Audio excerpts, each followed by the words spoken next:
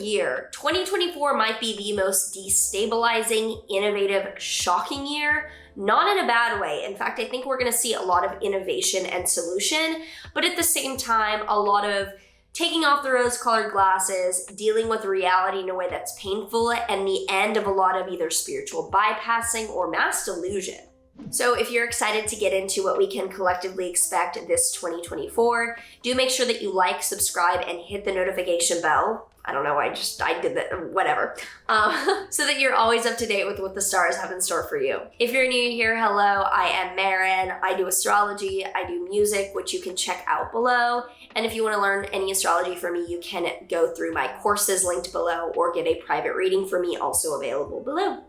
So starting out this year, January, February, I'm calling the ramping up the energy months. Very direct, very focused, very fast-paced energy, as I do describe in my January 2024 video in even more detail, which you can check out around this time. It'll be coming out maybe a little bit after, but you can see that as well. So we start out on the 1st with Mercury stationing direct in Sagittarius. This isn't a huge deal, but it is kind of noteworthy that on January 1st, Mercury retrograde ends and Mercury is direct, so that we're able to communicate, make plans, and be more mentally sound from the get-go for moving forward. Then on January 20th, Pluto will enter Aquarius. It's going in and out of Capricorn and Aquarius for a few times until the end of 2024, but this does show that we start out the year with more energy towards revolutionizing and transforming technology, AI, social movements in a way that's a preview for the larger transit. If you do want a full video on this, I do have one already that I posted about a year ago almost now about Pluto and Aquarius and what it does mean as a whole. So we can expect those themes of technological transformation, of innovation, of revolution towards AI being even more prominent over these next few months when Pluto is in Aquarius for the second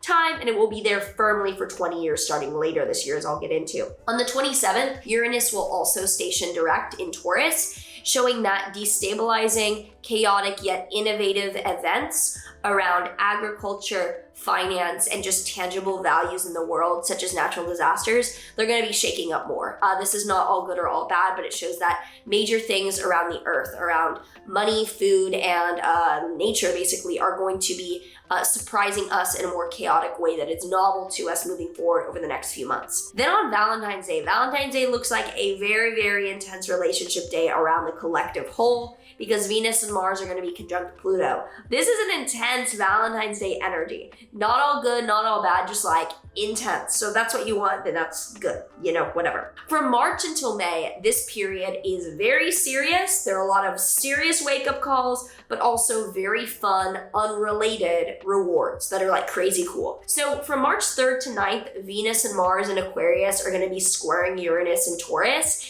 This shows relationship chaos, communication chaos, and destabilizing interpersonal events to start out March. And on March 21st, Venus will conjoin Saturn in Pisces. Venus in Pisces is exalted, it's lovely, it shows that as a community, relationships are going very, very well, and it's a more just like appreciating others' energy in the air. Venus conjunct Saturn, however, adds the detail of extremely mature, extremely grounded, extremely serious relationship events. So it's a very, very sober energy around March 21st. And on March 25th, there is a lunar eclipse in Libra. Lunar eclipses are huge endings or letting go. The beginning of the end, often like one domino is falling and then it's beginning to move forward with clearing out that chapter. A lunar eclipse in Libra is going to show that you are disrupting the peace and ending a relationship or an interpersonal dynamic where you are done people pleasing and you're like, I'm going to let go of this. And it might be the ending of something that you started or had something begin around October 2023 under the solar eclipse in Libra. Then on April 1st through the 25th,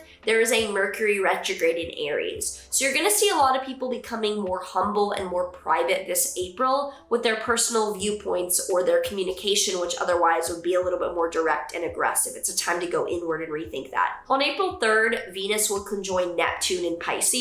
This is an otherworldly, extremely spiritual, beautiful, transcendent energy. So the beginning of April, even with that Mercury retrograde, is an awesome time for anything spiritual or transcendent or otherworldly. On April 8th, there is then a total solar eclipse in Aries. This is probably the most important event of the entire year, and eclipses are already significant anyway. So this shows collectively a huge surge forward into individualism, individuation, personal empowerment, and taking responsibility for motivating ourselves in a specific direction. So even though it's going to hit all of our charts a little bit differently, it's a collective supercharged energy of individual responsibility, direction, and motivation. Then on April 10th, Mars will conjoin Saturn in Pisces. This is honestly very challenging, very aggressive, spiritual or emotional events going on, where it might feel as if we are fighting the same issues, running up against a brick wall, with collectively the emotional, spiritual issues going on. On April 20th, Jupiter will conjoin Uranus in Taurus. This is shockingly and chaotically positive events. So around April 20th,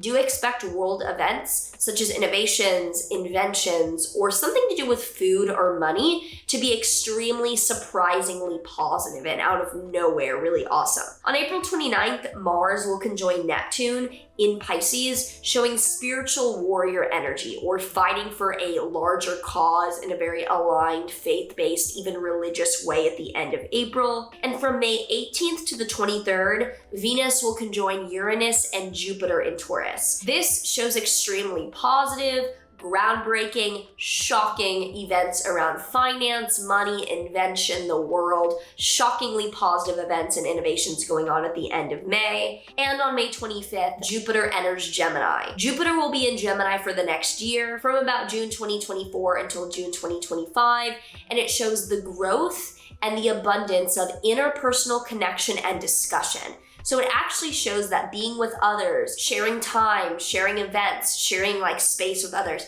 talking and being communicative, that's what's going to grow over the next year. And I'll do a whole video on it when the time comes with like the historical backstory. But just thinking off the top of my head, I would see a lot more social events and like being around people being particularly important. This summer from June until August, it's a pretty dramatic summer, but not that serious or as important as other parts of the year. So on June 8th, Venus in Gemini will square Saturn in Pisces. So know that your June is likely to start out on a note of rejection, feeling like the world's really serious and letting you down, or just not really giving you what you want. And from June 29th until November 12th, Saturn will be retrograde in Pisces, showing a few months of rethinking boundaries, of not being as strict or stringent about requirements or standards in life, and feeling like what people were very serious about earlier on this year, they're now collectively kind of going back on or rethinking. On July 15th, Mars will conjoin Uranus in Taurus. Honestly, July 15th, this does look like a challenging date in terms of natural disasters or upheaval in financial markets or other infrastructure in the world. Mars conjunct Uranus is destabilizing structural events, and this is happening July 15th. Then from August 5th to the 28th, Mercury will be retrograde in Virgo and Leo. So this August is going to be a time of rethinking details as well as self-expression and going more inward around what we really need to be hard on about ourselves, as well as how we want to be performative or kind of put our ego out into the world. On August 19th, Jupiter in Gemini will square Saturn in Pisces, and this is a pretty relevant background transit for a lot of the second half of this year, showing that as we are growing in connection with others, talking, being more social, kind of being out and about and busy, there is a spiritual or a more collective call being like, what is the harm of this? What is the morality of this? What is the requirement for the greater good about all this? So it might be that I don't really agree with this example, but this is an example I'm thinking about, is that maybe there's like an increase in travel and like environmental impact by individuals, and people are like guilting other people. That's kind of an example that I could see of this, of like interpersonal connection growing and something guilt-wise or moral-wise as a society being like, don't do that. Then from September until December, the end of the year, it's a much more inward focused private energy. Starting on September 1st, Pluto retrograde will re-enter Capricorn for the final time until November. This shows that the 20-year transformation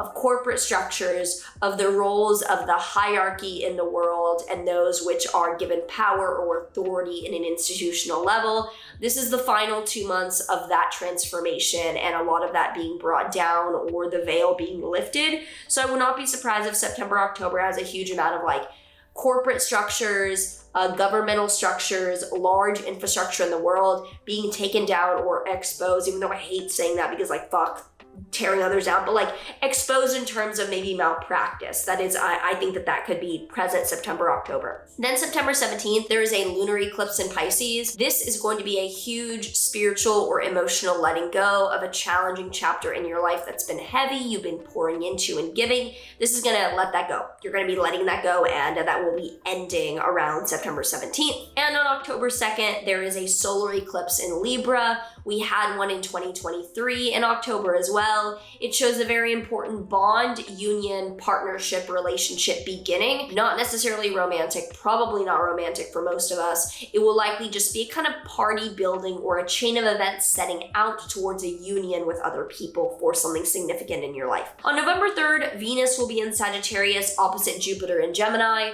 So there's a ton of abundant, positive, feel-good energy in the beginning of November. Awesome time to harness that extremely positive astrology. On November 19th, Pluto will re-enter Aquarius for the final entrance, and it will stay there for 20 years. So as of November 19th, Pluto in Aquarius shows that you're ready. That as a society, we're moving forward with a 20-year transformation of technology, AI, social movements, collective identification with countries, groups, parties in the world. So you can watch my full video on that, but that is firmly moving forward by the end of this year. And then from November 25th until December 15th, Mercury will be retrograde in Sagittarius. So do know that from around Thanksgiving to Christmas, it's gonna probably be a more challenging time to travel or make any plans. Thankfully, it ends right before Christmas, but like, do know that the end of November, beginning of December is going to be a more internal time of rethinking beliefs, and you might have some trouble with travel or communication during that time. Then December 6th until February 23rd, 2025,